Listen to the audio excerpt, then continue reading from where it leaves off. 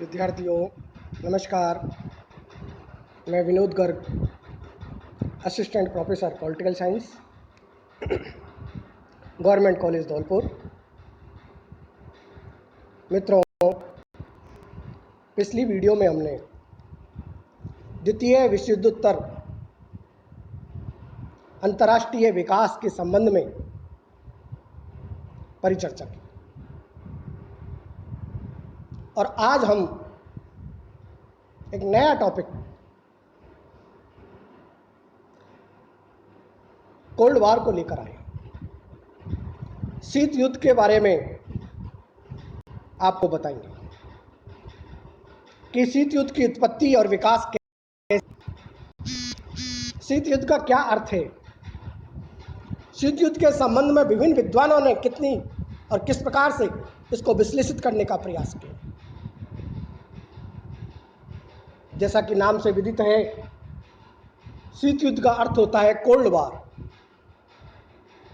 अर्थात ऐसा युद्ध जो ठंडा हो।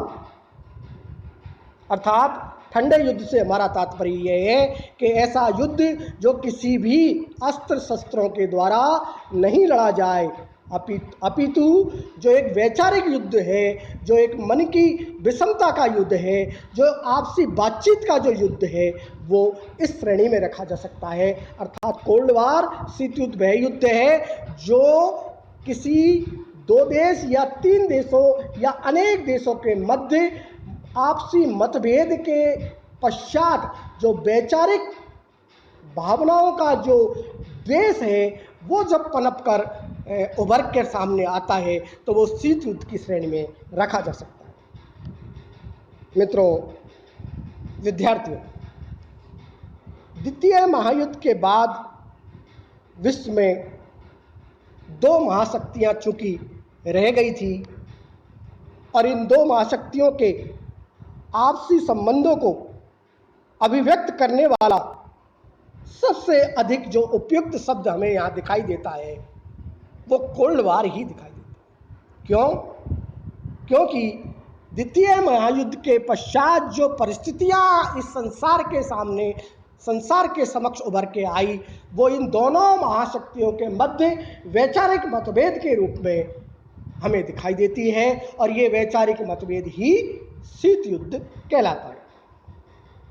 द्वितीय विश्व युद्ध से पूर्व यद्यपि अमेरिका और सोवियत संघ में बुनियादी मतभेद अवश्य था, इस बात से हम इनकार नहीं कर सकते, लेकिन फिर भी युद्ध के दौरान उनमें मित्रतापूर्ण संबंध भी हमें देखने को मिले और द्वितीय महायुद्ध की समाप्ति के पश्चात सोवियत संघ और अमेरिकी संबंधों में बहुत ज़्यादा तनाव, कटुता, वैमनस्य की भावना हमें निरंतर वृद्धि की ओर दिखाई देने लगी। अर्थात इन दोनों के मध्य तनाव और अधिक बढ़ गया, वैमनस्य और अधिक बढ़ गया, मनमुटाव और अधिक बढ़ गया। मित्रों, विद्यार्थियों, इन दोनों महाशक्तियों में राजनीतिक प्रचार का, इन दोनों महाशक्तियों के बीच अपने अपने प्रभाव क्षेत्र का विस्तार करने का एक तरह से संग्राम छिड़ गया और दोनों एक दूसरे का विरोध करने लगे, आलोचना करने लगे और सर्वत्र अपना प्रचार प्रसार करने में लग गए। सोवियत संघ अमेरिकी कटुतापूर्ण संबंधों ने संपूर्ण विश्व को दो विरोधी गुटों में विभाजित कर दिया और अंतर्राष्ट्रीय मंच पर दोनों ही गुट एक दूसरे के विरुद्ध अपनी स्थिति को सुदृढ़ करने का निरंतर प्रयास करते रहे।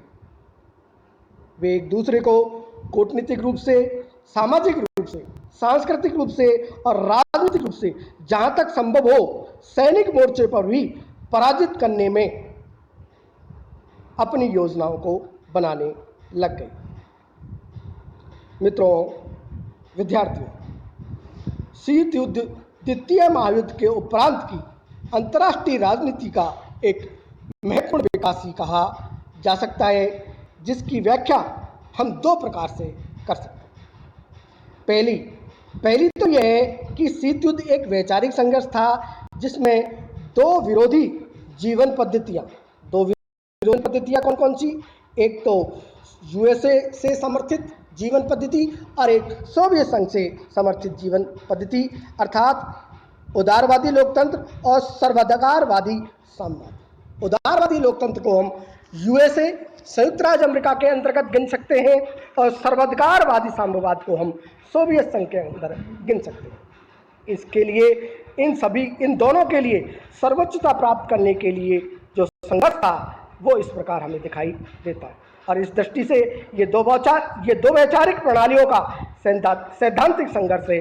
दूसरी ओर यथार्थवादी सिद्धांत के अनुसार यदि हम कहें, जिसमें मुख्य रूप से यथार्थवादी जो विचारक जिनका नाम अंतर्राष्ट्रीय जगत में बड़े आदर और सम्मान के साथ लिया जाता है, हंस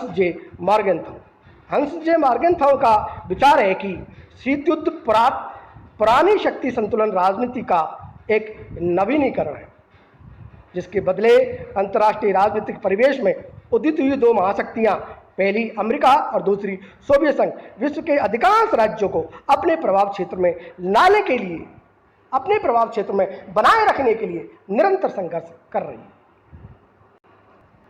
मित्रों, विद्यार्थियों, शीत युद्ध न होते हुए भी युद्ध की परिस्थितियों को बनाए रखने की एक कला है। युद्ध नहीं है, लेकिन युद्ध जैसी स्थिति बनी रहती है। यहाँ पर तनाव बना रहता है, वैमनस्य बना रहता है, कटुता बनी रहती है, और इससे प्रत्येक विषय पर विश्व शांति के दृष्टिकोण में निश्चित रूप से हमें हानि देखने को मिलती है और संकीर्ण स्वार्थों का स्थान हमें ऊपर दिखाई देता है। मित्रों, विद्यार्थियों, शीत युद्ध सोवियत संघ और अमेरिका के आपसी संबंधों की वह स्थिति है जिसमें दोनों पक्ष शांतिपूर्ण राजनीतिक संबंध रखते हुए परस्पर शत्रुता का भाव रखते हैं तथा शस्त्र युद्ध के अतिरिक्त अन्य सभी उपायों से एक दूसरे की स्थिति और शक्ति को निरंतर दुर्बल करने का प्रयत्न करते रहते हैं। यह एक ऐसा युद्ध है जिसका रण क्षेत्र मानव का मस्तिष्क है और यह मनुष्य के मनों में लड़ा जाने वाला एक युद्ध है, और इसे स्नायु युद्ध के नाम से भी जान सकते हैं या इसे स्नायु युद्ध की श्रेणी में भी रखा जा सकता है। इसमें रण क्षेत्र का सक्रिय युद्ध तो नहीं होता, परंतु विपक्षी राज्यों के सभी राजनीतिक, आर्थिक, सामाजिक संबंधों में शत्रुता भरे तमाम तनावों की स्थिति सदैव बनी रहती है। और शीत युद्ध वस्तुतः युद्ध के नरसंहार दुष्परिणामों से बचते हुए युद्ध द्वारा प्राप्त होने वाले समस्त उद्देश्यों को प्राप्त करने के लिए एक नूतन शस्त्र के रूप में कार्य करता है। मित्रों, विद्यार्थियों, शीत युद्ध के इतने विश्लेषण के पश्चात हम ये कह सकते हैं कि शीत युद्ध एक प्रकार का वाक युद्ध ही था, एक प्रकार के बातचीत का युद्ध ही था, जिसमें कागज के गोलों, पत्र पत्रिकाओं, रेडियो, समाचार पत्रों से या इनके माध्यम से इसको लड़ा गया था। और इसमें प्रचार का विरोधी गुट के देशों की जनता के विचारों को प्रभावित करके उनके मनोबल को क्षीण करने का हर संभव प्रयत्न किया जाता है और अपनी श्रेष्ठता को, अपनी शक्ति को, अपनी न्यायप्रियता को बढ़ावा देने के लिए हमेशा नए नए तार्किक दावों को ठोका जाता है। मित्रों, विद्यार्थियों, वस्तुतः शीत युद्ध एक प्रकार से प्रचारात्मक युद्ध था, जिसमें एक महाशक्ति दूसरे के खिलाफ घनित प्रचार प्रसार का सहारा लेती थी, और यह एक प्रकार का कूटनीतिक युद्ध भी था, जिसमें शत्रु को अकेला करने और मित्रों की खोज करने की चतुराई का हमेशा ही प्रयोग किया जाता रहा है। मित्रों, विद्यार्थियों, शीत युद्ध की उत्पत्ति और विकास के संबंध विश्लेषण करने के पश्चात विभिन्न विद्वानों ने इसके अर्थ को विश्लेषित करने का प्रयास किया। Doctor MS. राजन कहते हैं कि शीत युद्ध एक शक्ति संघर्ष की राजनीति का मिला जुला परिणाम है और दो विरोधी विचारधाराओं के संघर्ष का परिणाम है, दो प्रकार की परस्पर विरोधी पद्धतियों का परिणाम है। विरोधी चिंतन पद्धतियों और संघर्षपूर्ण राष्ट्रीय हितों की यह अभिव्यक्ति है, जिसका अनुपात समय और परिस्थितियों के अनुसार एक दूसरे के पूरक के रूप में बदलता है। मित्रों, विद्यार्थियों, डॉक्टर एम.एस. राजन ने अपनी इस खूबसूरत परिभाषा के बाद, शीत युद्ध की परिभाषा के बाद, हमारे देश के प्रथम प्रधानमंत्री पंडित जवाहरलाल नेहरू ने भी शीत युद्ध के बारे में बहुत ही सुंदर अभिव्यक्ति में इसको परिभाषित करने का प्रयास किया। पंडित जवाहरलाल नेहरू कहते हैं, शीत युद्ध पुरातन शक्ति संतुलन की अवधारणा का एक नया रूप है। यह दो विचारधाराओं का संघर्ष नहीं होकर दो भीमकार शक्तियों का आपस में संघर्ष। मित्रों, विद्यार्थियों, अलग अलग विद्वानों ने शीत युद्ध को अलग अलग ढंग से विश्लेषित करने का प्रयास किया।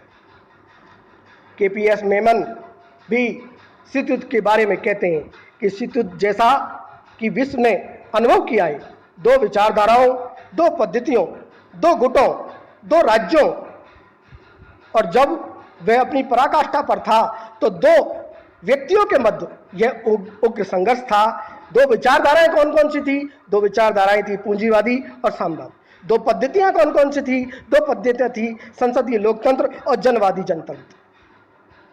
दो वर्ग कौन कौन से थे? बुजुर्गवा जनतंत्र और सरबराह वर्ग की तानाशाही। दो गुट कौन कौन से थे? नाटो और वार्सा पैक्ट। दो राज्य कौन कौन से थे? संयुक्त राज्य अमेरिका और सोवियत संघ। दो व्यक्ति कौन कौन से थे? जोसेफ स्टालिन और जॉन फॉस्टर डलेस। कहने का तात्पर्य यह दो महाशक्तियां, इन दो महाशक्तियों के बीच जो वैचारिक संघर्ष है वही शीत युद्ध है।